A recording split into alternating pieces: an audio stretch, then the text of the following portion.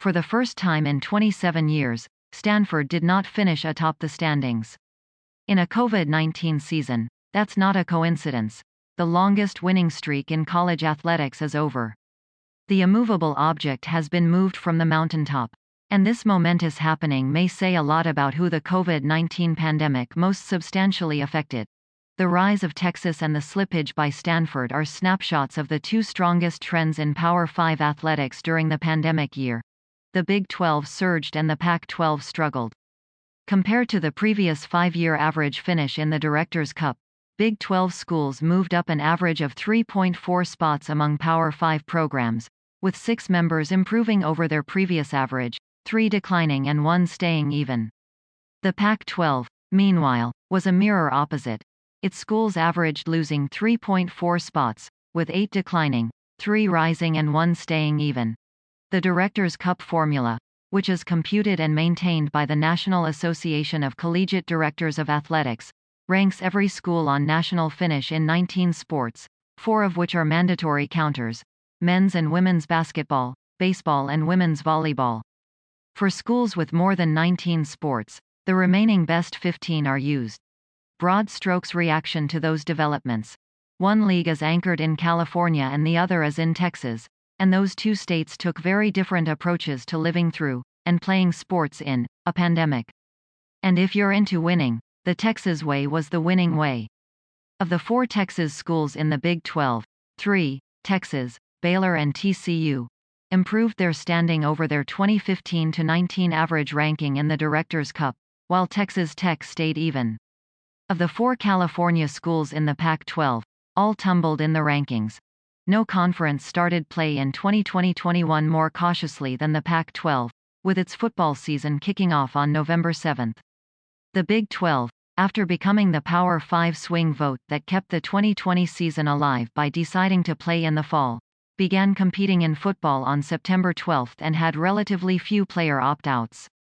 By and large, it also had its other sports engaged in on campus, organized practices far earlier than the Pac-12 schools. I don't consider us to have taken risks, Bowlesby says. We made prudent decisions and went forward when we could. California was the first state to issue a mandatory stay-at-home order, whereas many Texans resisted efforts at a lockdown. Most of the universities in those states reflected that general approach. It would be too simple to say it's a red state, blue state thing, but it's pretty clear that those who played more fared better, Bowlesby says. Indeed, while it doesn't explain everything, it's worth noting that 5 of the 6 states in the Pac-12 footprint went for Joe Biden in the 2020 presidential election, and all 5 of the Big 12 states went for Donald Trump. Beyond the Big 12, 4 other Texas schools were in the Directors' Cup Top 100: Texas A&M, Sam Houston State, Houston and Rice. While a total of 8 from the Lone Star State in the Top 100 is 2 more than each of the previous 2 seasons, it should be noted that the Aggies actually fell 10 spots compared to their 2015-19 average finish. Texas A&M's outlier season is an example that this is not such an easily reduced formula. So is the state of Alabama, where the Crimson Tide rose 20 spots while Auburn dropped 19. In both normal and abnormal times, there are many factors that impact on field success within broad-based athletic programs. Texas Athletic Director Chris Del Conte was magnanimous in victory, crediting previous Longhorns administrators for building the foundation of what he took over in December 2017. He also noted that Stanford had a stranglehold on this thing for more than a quarter century. But Texas certainly maximized its opportunities, winning a competition that scores 19 varsity programs while only fielding 20.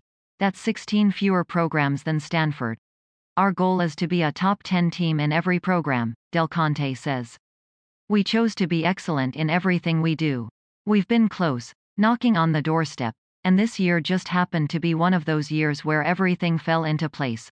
While Texas might have had an advantage in terms of an earlier 2020 commitment to playing sports, it hardly had a quiet academic year. Racial turmoil affected the campus and its alumni base, with a firestorm erupting over the Eyes of Texas song and its role at athletic contests, especially football. There was so much noise around us, Del Conte says. We just buckled down, and our kids did a wonderful job of controlling what they could control. They just blocked out the noise and went to work. Del Conte says he sensed the momentum building throughout the year when visiting the TANC, which is the school's athletic nutrition center, where athletes from all sports mingle at mealtime. Throughout the second semester, success built upon itself. Men's swimming won its national title in March. Women's volleyball made the championship match in April. Women's tennis and rowing followed with natties in May. And the baseball team made the Final Four of the College World Series in June. Out west, the drops in performance were precipitous despite the Conference of Champions living up to its nickname with 8 national titles. Cal was the biggest faller, dropping 25 places and scoring 36% fewer points than its previous 2-year average. NACDA changed its scoring formula in 2018. Colorado was down 26%, Washington State 25%, UCLA 22%, Washington 18%, Utah 14%. And then there was mighty Stanford, down 19%. The Cardinals still won 2 titles, in women's basketball and men's gymnastics, and athletic director Bernard Muir expressed gratitude that there was a season of any kind. We weren't sure we were going to even play sports, Muir says. We were on a different plan in the Pac-12, and a different set of circumstances, and the first thing was the safety of all our student athletes. We really didn't get out of the gate until January, when 35 of the 38 varsity sports began organized training on campus, while football and both basketball programs previously spent weeks on the road outside the state so they could compete. Muir noted that the Cardinal could still win one or both elements of the Capital One Cup, a different all-sports ranking that is divided by gender and has yet to announce its final results. Stanford currently is first in the women's rankings and second in the men's. To even be in the hunt for that, and for the Directors' Cup down the stretch, we're pretty proud of that, he says. With an expectation of a return to near normalcy on campus for the 2021-22 academic year, Stanford may be ready to reclaim the throne it occupied continuously since the first Clinton administration. But for 1 year, at least, it seems pretty clear that the pandemic played a major role in deciding the collegiate all-sports champion of America. Mississippi +28, Iowa +21, Alabama +20, Georgia Tech +19, Clemson +18, Penn State -29, California -25, Auburn -19, Syracuse -18, South Carolina -13, Pepperdine men's golf, Hawaii men's volleyball, Massachusetts men's ice hockey, BYU women's cross country, Northern Arizona men's cross country, Santa Clara women's soccer, Marshall men's soccer.